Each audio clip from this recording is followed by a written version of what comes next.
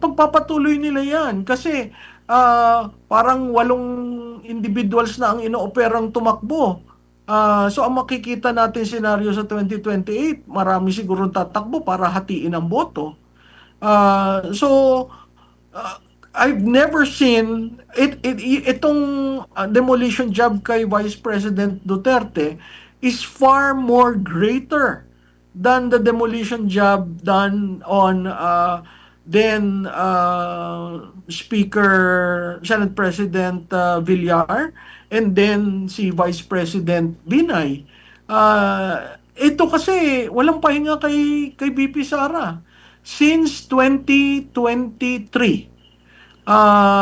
So makikita mo, parang lahat ng plano nila ipolitika, parang lahat ang plano nila gamitin ang pondo ng bayan para sa politika na makakatalo kay Sara Duterte at mapropromote ang kanilang kandidato.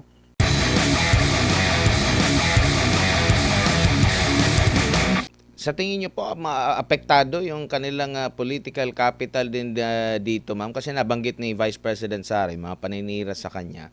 Ano yan, bahagi yan ng pagharang sa kanyang posibleng kandidatura for 2028.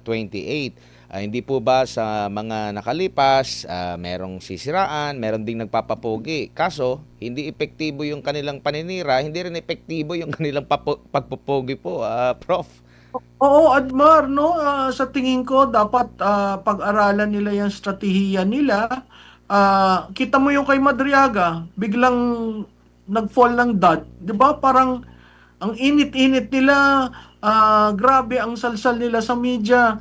Nung sinabi ni BP Sara, hindi ko yan kilala, hindi ako pumupunta sa jail, Bureau of Jail. Tapos bigla nagsabi si Secretary Remulla, hindi siya ang pinupuntahan, iba. So, hindi tama yung script. Sino naglabas ng Madriaga? 'Di ba? Makikita mo may kanya-kanyang spheres of influence na nag-ooperate yung mga operators nitong administrasyon na ito. They may not necessarily be aligned with the administration, pero sige, bugbugin nyo ng bugbugin si Duterte. Pero reverse ang nangyayari.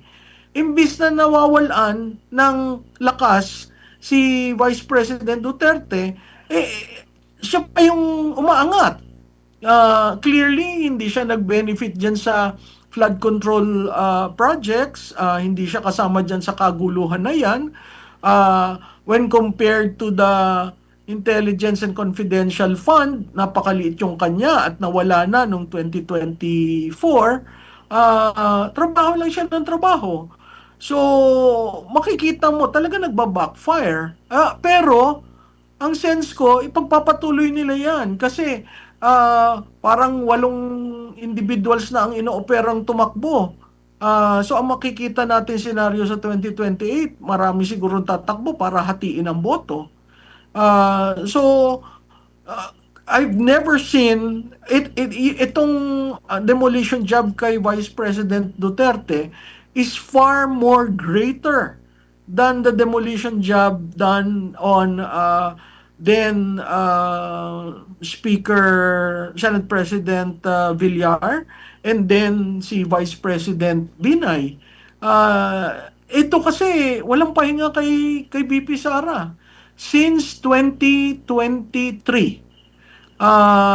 So makikita mo, parang lahat ng plano nila ipolitika, parang lahat ang plano nila gamitin ang pondo ng bayan para sa politika na makakatalo kay Sara Duterte at mapropromote ang kanilang kandidato. Pero kapansin-pansin, ma'am, yung mga ganitong klase din po ng mga ah, paninira, di ba, hindi rin ito naging effective kahit pa noon pa, kahit sa panahon ng tatay niya, kahit nung tumatakbo pa sila sa posisyon, tumatakbo yung tatay niya sa pagka-presidente, during sa kanyang termino, bumaba siya, may mataas na grado. Itong si Vice President Sara naman, galing sa LGU, galing sa lokal, naging national figure, ganun din mataas pa rin yung kanya pong grado sa taong bayan. Parang hindi sila natuto sa kanilang mga nagiging hakbang. Parang akala nila na yung nagawa sa nabanggit nyo po kay Senate President Villar and si former Vice President Binay, Binan. tingin nila naging epektibo, pero meron na silang history during sa past administration na sa kabila Mhm. ng paninira, siguro nagtagumpay sila doon sa pagpapadala sa ICC, pero yung paninira parang hindi nagre-reflect sa mata ng taong bayan. Well, Admar, dalawang bagay kay Presidente Duterte. Unang-una, lumabas siya sa administrasyon niya, natapos siya with the highest approval rating in presidential history. Pangalawa, yung rendition na ginawa sa kanya sa ICC, no?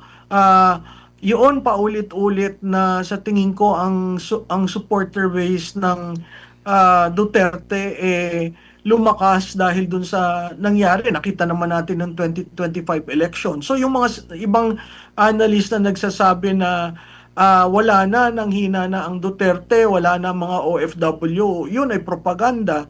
Dahil nakikita naman natin no, ang tulong na ginagawa from The Hague and in other cities of and countries of the world na pag pumupunta doon ang vice presidente talagang sinasalubong siya. Ang difference lamang between Presidente Digong at si Vice President Sara, si Presidente Digong kasi surprise hindi siya nasa realm ng national politics, sinupresa ang lahat.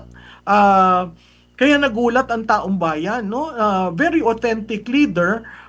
Hindi nga natin I mean, sa national politics kasi hindi sanay ang taong bayan sa nagmumura o yung pananamit, etc., etc. Pero pag nakita mo si Vice Presidente naman, nanilbihan ng national. So ang nakikita kaagad yung attitude ni Vice President, nakikita yung work ethic niya, nakikita na diretso na ako ang pinaka top of mind ko nung sinabi niya wala naman akong barkadang politiko, wala namang malapit sa akin. Tapos itong Kapaskuhan nung sinabi niya na ba't naman ako mag-greet, di ba? Ang mga salitang yan, never mong naririnig sa national leaders. So, makikita mo na ito ako. Tanggapin nyo ako o hindi, ito ako. Unlike yung pumapasok sa national, talagang iniiba ang imahe to suit. Itong si Vice President Sara Duterte, hindi.